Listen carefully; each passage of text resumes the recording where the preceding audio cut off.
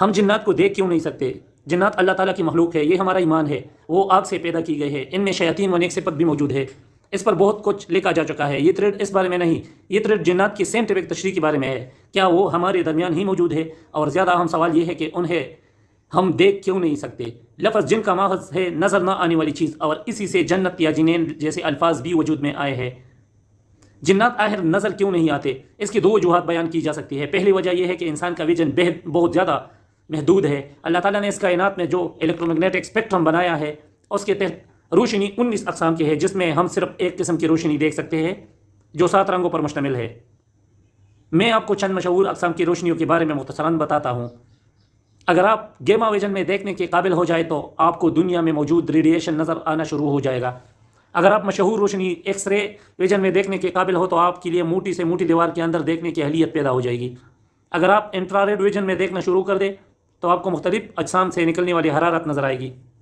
روشنی کی ایک اور قسم کو دیکھنے کی صلاحیت الٹرا وائلٹ ویژن کی ہوگی، جو آپ کو انرجی دیکھنے کے قابل بنا دے گا۔ اس کے علاوہ مائکرو ویو ویژن اور ریڈیو ویو ویژن جیسی کل ملا کر 19 اقسام کی روشنیوں میں دیکھنے کی صلاحیت سپر پاور محسوس ہونے لگتی ہے۔ کائنات میں پائی جانے والی تمام چیزوں کو اگر 1 میٹر کے اندر سمویا جائے تو انسانی آنکھ صرف 300 نینو میٹر کے اندر موجود چیزوں کو دیکھ پائے گی، جس کا آسان الفاظ میں مطلب یہ ہے کہ ہم کل کائنات کا صرف 0.00003% حصہ دیکھ سکتے ہیں یا دیکھنے کے قابل ہے۔ انسانی آنکھ کو دکھائی دینے والی روشنی ویزیبل لائٹ کہلاتی ہے، اور یہ الٹرا وائلٹ اور انفراریڈ کے درمیان پایا جانے والا بہت چھوٹا سا حصہ ہے۔ ہماری ہی دنیا میں ایسی مخلوقات ہیں جن کا ویژول اسپیکٹرم ہم سے مختلف ہے۔ جانور وہ جانور ہے جو انفراریڈ میں دیکھ سکتا ہے، ایسی ہی شہد کی مکھی الٹرا وائلٹ میں دیکھ سکتی ہے۔ دنیا میں سب سے زیادہ رنگ مینٹس شرمپ کی آنکھ دیکھ سکتی ہے۔ الو کو رات کے گپ اندھیرے میں بھی ویسے رنگ نظر آتے ہیں جیسے انسان کو دن میں۔ امریکن کک نامی پرندہ ایک ہی وقت میں 180 ڈگری کا منظر دیکھ سکتا ہے، جبکہ گھریلو بکری 320 ڈگری تک کا ویو دیکھ سکتی ہے۔ درختوں میں پایا جانے والا گرگٹ ایک ہی وقت میں 2 مختلف سمتوں میں دیکھ سکتا ہے، جبکہ افریقہ میں پایا جانے والا پرونگز نامی ہرن ایک صاف رات میں سیارے سیٹرن کے دائرے تک دیکھ سکتی ہے۔ اگر آپ اندازہ کر سکتے ہیں کہ انسان کی دیکھنے کے حص کس قدر محدود ہے، اور وہ اکثر ان چیزوں کو نہیں دیکھ پاتا جو جانور دیکھتے ہیں۔ ترمذی شریف کے حدیث نمبر 3459 کے مطابق نبی کریم صلی اللہ علیہ وسلم نے فرمایا کہ جب تم مرغ کی آواز سنو تو اس سے اللہ کا فضل مانگو، کیونکہ وہ اسی وقت بولتا ہے جب فرشتے کو دیکھتا ہے، اور جب گدے کی رینگنے کی آواز سنو تو شیاطین مردود سے اللہ کی پناہ مانگو، کیونکہ وہ اس وقت وہ شیطان کو دیکھ رہا ہوتا ہے۔ جب میں نے مرغ کی آنکھ کی ساخت پر تحقیق کی تو مجھے یہ جان کر حیرت ہوئی کہ مرغ کی آنکھ انسانی آنکھ سے 2 باتوں میں بہت بہتر ہے۔ پہلی بات کہ جہاں انسانی آنکھ میں 2 قسم کے لائٹ اسپیکٹرز ہوتے ہیں، وہاں مرغ کی آنکھ میں 5 قسم کے لائٹ ریسیپٹرز ہیں۔ اور دوسری چیز فوبیا، جو انتہائی تیزی سے گزر جانے والی کسی چیز کو پہچاننے میں آنکھ کی مدد سے کرتا ہے، جس کی وجہ سے مرغ ان چیزوں کو دیکھ سکتا ہے جو روشنی دے اور انتہائی تیزی سے حرکت کرے۔ اور اگر آپ گدے کی آنکھ پر تحقیق کریں تو آپ دیکھیں گے کہ اگرچہ رنگوں کو پہچاننے میں گدے کی آنکھ ہم سے بہتر نہیں ہے، لیکن گدے کی آنکھ میں راڈز کی ریشو کہیں زیادہ ہے، اور اسی وجہ سے گدہ اندھیرے میں درختوں اور سائے کو پہچان لیتا ہے۔ یعنی آسان الفاظ میں گدے کی آنکھ میں اندھیرے کو پہچاننے کی صلاحیت ہم سے کہیں زیادہ ہے۔ انسان کی سننے کے حس اس کے دیکھنے کے حس سے بہتر ہے، اگرچہ دوسرے جانوروں کے مقابلے میں پھر بھی کم ہے۔ مثال کے طور پر نیولینما جانور بجو کے سننے کی صلاحیت سب سے زیادہ، یعنی 16 ہرٹز سے لے کر 45,000 ہرٹز تک ہے، اور انسان کی اس سے تقریباً آدھی، یعنی 30 ہرٹز سے لے کر 20,000 ہرٹز تک۔ اور شاید اسی لیے جو لوگ جنات کے ساتھ ہوئے واقعات رپورٹ کرتے ہیں وہ دیکھنے کی بجائے سرگوشیوں کا زیادہ ذکر کرتے ہیں۔ ایک سرگوشی کی فریکوینسی تقریباً 150 ہرٹز ہوتی ہے، اور یہی وہ فریکوینسی ہے جس میں انسان کا اپنے ذہن پر کنٹرول ختم ہونا شروع ہوتا ہے۔ اس کی واضح مثال ASMR تھراپی ہے، جس میں 100 ہرٹز کی سرگوشیوں سے آپ کے ذہن کو ریلیکس کیا جاتا ہے۔ اس تھریڈ کی شروع میں نے جنات کو نہ دیکھ پانے کی 2 ممکنہ وجوہات کا ذکر کیا تھا، جن میں سے ایک تو میں نے بیان کر دی، لیکن دوسری بیان کرنے سے پہلے میں ایک چھوٹی سی تھیوری سمجھانا چاہتا ہوں۔ سن 1803 میں ڈالٹن نامی سائنسدان نے ایک تھیوری پیش کی تھی کہ کسی مادے کی سب سے چھوٹی اور نہ نظر آنے والے کوئی اکائی ہوگی، اور ڈالٹن نے اس کی اکائی کو ایٹم کا نام دیا۔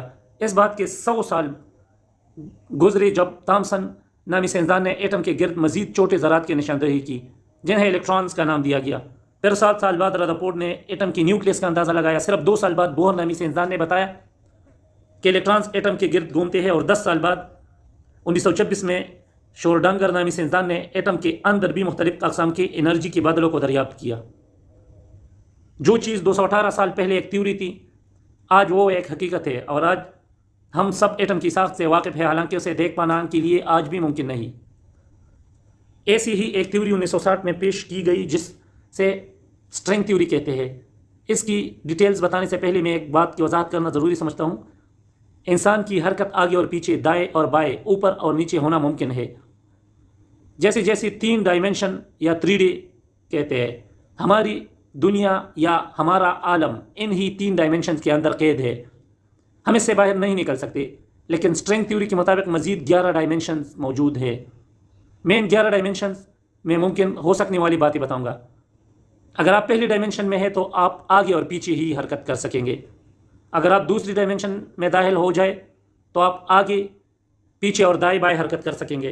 तीसरी डायमेंशन में आप आगे पीछे दाएं बाएं और ऊपर नीचे हर तरफ हरकत कर सकेंगे, और यही हमारी दुनिया या जिस्म जिसे हम अपना आलम कहते हैं। अगर आप किसी तरह से चौथी डायमेंशन में दाखिल हो जाए तो आप वक्त में भी हरकत कर सकेंगे।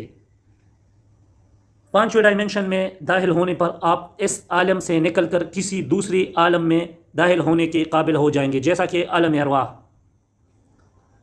6ठी डायमेंशन में आप 2 या 2 से ज़्यादा आलमों में हरकत करने के काबिल हो जाएंगे, और मेरे जहन में आलम असबाब के साथ आलम अरवाह और आलम बरज़ख का नाम आता है। 7वें डायमेंशन आपको इस काबिल बना देगी कि इस आलम में भी जा सकेंगे जो कायनात की तख्लीक से पहले यानी बिग बैंग से पहले का था। 8वें डायमेंशन आपको तख्लीक से पहले की भी मुख्तलिफ आलमों में ले जाने के काबिल होगी। 9वें डायमेंशन ऐसे आलमों का सेट होगा जिनमें से हर आलम के में फ़िज़िक्स के कवानीन एक दूसरे से मुकम्मल मुख्तलिफ होंगे। मुमकिन है कि वहाँ का एक दिन हमारे 50,000 साल के बराबर हो। और आखिरी और 10वें डायमेंशन, उसमें आप जो भी तसव्वुर कर सकते हैं, जो भी सोच सकते हैं, और जो भी आपके ख्याल में गुजर सकता है, उस डायमेंशन में वो सब कुछ मुमकिन होगा। और मेरी ज़ाती राय के मुताबिक जन्नत शायद इस डायमेंशन से भी एक दर्जा आगे की जगह है, क्योंकि हदीस कुदसी में आता है कि जन्नत में मेरे बंदे को वो कुछ मुयस्सर होगा जिसके बारे में न कभी किसी आंख ने देखा, न कभी कान ने उसके बारे में सुना, और न कभी किसी दिल में इसका ख्याल गुजरा। और दूसरी जगह ये भी आता है कि मेरा बंदा वहाँ जिस चीज़ की भी ख्वाहिश करेगा वो उसके सामने आ मौजूद होगी। बिल यकीन जन्नत हमसे ऊपर की डायमेंशन की बीइंग्स है, और ये और दूसरी साइंटिफिक वजह है जिसकी बिना पर हम उन्हें नहीं देख सकते। इन 10 डायमेंशंस के बारे में जानने के बाद आप ये समझ सकते हैं कि जन्नत के बारे में कुरान हमें ऐसा क्यों कहता है कि वो तुम्हें वहाँ से देखते हैं जहाँ से तुम उन्हें नहीं देखते, या फिर अफरियत इतनी तेज़ी से सफ़र कैसे कर सकते हैं। जैसे सूरह सबा में ज़िक्र है कि एक अफरियत ने हज़रत सलेमान अलैहिस्सलाम के सामने मलके बल्कीस का तख्त लाने का दावा किया था, या फिर कशशक्ल का उन पर असर क्यों नहीं होता, और वो उड़ते फिरते हैं, या फिर कई दूसरे सवालात जैसे आलम बरज़ख जहाँ रूही जाती है, या आलम अरवाह जहाँ तहलीक से पहले अल्लाह ताला ने तमाम अरवाह से अहद लिया था कि तुम किसी और की इबादत नहीं करोगे, और सब ने होश में इकरार किया था। या क़यामत के रोज़ दिन कैसे मुख्तलिफ होगा, या शुहदा की ज़िंदगी किस आलम में मुमकिन है। इन तमाम आलमों यानी आलम बरज़ख, आलम अरवाह या आलम जन्नत के बारे में तहक़ीक़ी तौर पर सोचना एक बात है, लेकिन जिस चीज़ ने ज़ाती तौर पर मेरे दिल को छुआ वो सूरह फातिहा के इब्तिदाई आयात है।